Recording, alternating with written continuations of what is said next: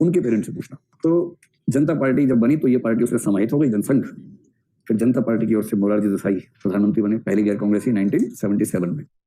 Emergency हुई 18-19 महीने, फिर इलेक्शन हुआ 77 के मार्च में, जनता पार्टी जीती बहुमत से। फिर मोरारजी बने पीएम, दो लोग लड़ने लगे, हम भी बनेंगे, उनको डिप्टी पीएम बना के शांत किया। जब तक जेपी थे काम चलता रहा, उसके बाद इंदिरा गांधी ने तहस नहस कर दिया सबको और 1980 में सरकार गिर गई। अब वो चारों अलग हो गए थे, अब आपस में धक्का मुक्की हो रही थी। फिर जो जनसंघ वाले लोग थे, जनता पार्टी में घुसे थे जनसंघ के रूप में, तो जनता पार्टी से निकले तो इन्होंने नई पार्टी बनाई, बीजेपी, भारतीय जनता पार्टी। और 1984 के इलेक्शन में लोकसभा में 2 सीटें आई थी, मजाक नहीं है। इंदिरा गांधी की मृत्यु हुई तो राजीव गांधी को सहानुभूति की लहर ऐसी मिली कि पूरे देश में 411 + 3 416 सीटें कांग्रेस को, तो बीजेपी को 2 सीटें मिली। अब देखो 2 से बढ़ते बढ़ते जैसी विष्णु के अवतार आए हैं, देखिए कमाल हो गया, अब 411 सामना पहुंच गया। तो ये इसलिए कहते हैं कि ये जो 17 साल इस पार्टी में रहे और आखिरी साल में इसके अध्यक्ष भी थे, 1967-68 में इसके अध्यक्ष थे। और इनकी मृत्यु के बाद फिर जो अगले अध्यक्ष बने उनका नाम था अटल बिहारी वाजपेयी।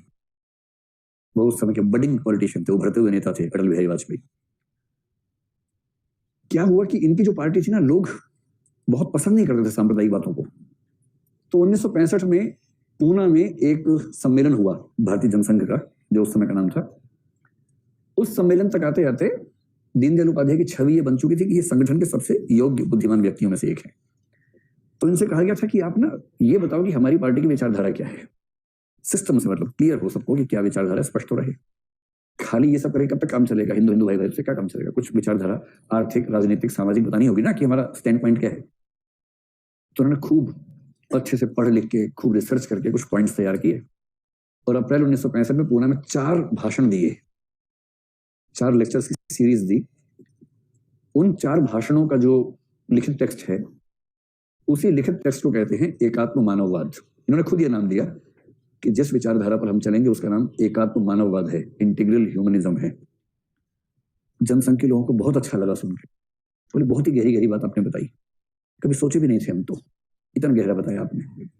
फिर एक प्रस्ताव पारित हुआ कि इसी को, जो उन्होंने बोला है अच्छा, उसी को हम पार्टी की घोषित विचारधारा मान लेते हैं। तब से जनसंघ के साथ जो विचारधारा घोषित रूप से अटैच हो गई, उसका नाम इंटीग्रल ह्यूमनिज्म है, यानी कि एकात्म मानववाद है।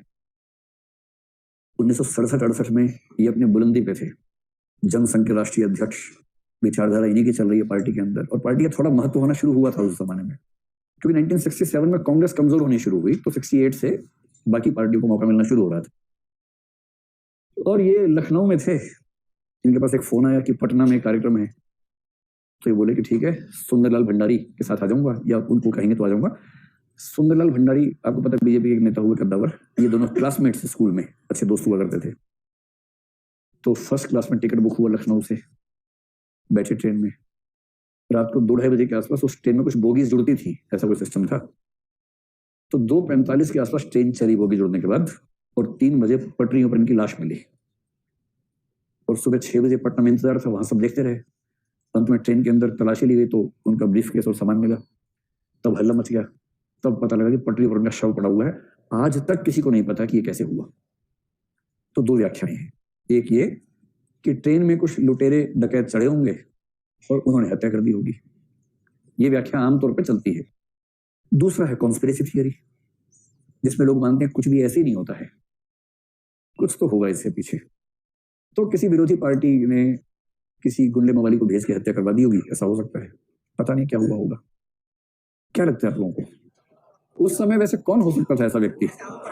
आरोप किसमें? देखिए, कह रहे हैं कि आरोप तो अटल जी पे है, सच में? अच्छा। हाँ, मतलब बीजेपी आरएसएस के अंदर जो अटल विरोधी खेमे के लोग हैं वो ऐसा कहते थे कि एक सिद्धांत क्या होता है, लाल बहादुर शास्त्री की जब मौत हुई तो इंदिरा गांधी पीएम बनी। तो बेसिक कंसेप्ट है कि जब भी कोई ऐसी हत्या हो तो देखो कि बेनिफिशियरी कौन है, लाभार्थी कौन है, लाभ अंततः किसको मिला। तो इंदिरा गांधी पर यह आरोप हमेशा ही लगता रहा। अब इनके बारे में जनरल परसेप्शन तो ये है कि ये किसी डकैती, लूट वगैरह के चक्कर में, मतलब मारने वाले को शायद ना पता हो कि किसको मार रहा हूं। भाई मारने वाले को क्या पता कि चाकू किसको लग गया, कितना महान आदमी था उसको क्या पता, वो तो बाद में अखबार में पढ़ के पता, अरे इसको मार दिया। तो ऐसा हो सकता है, संयुक्त तो दुनिया में होते हैं ना, संयुक्त से कैसे कोई बच सकता है, संयुक्त भी हो सकता है।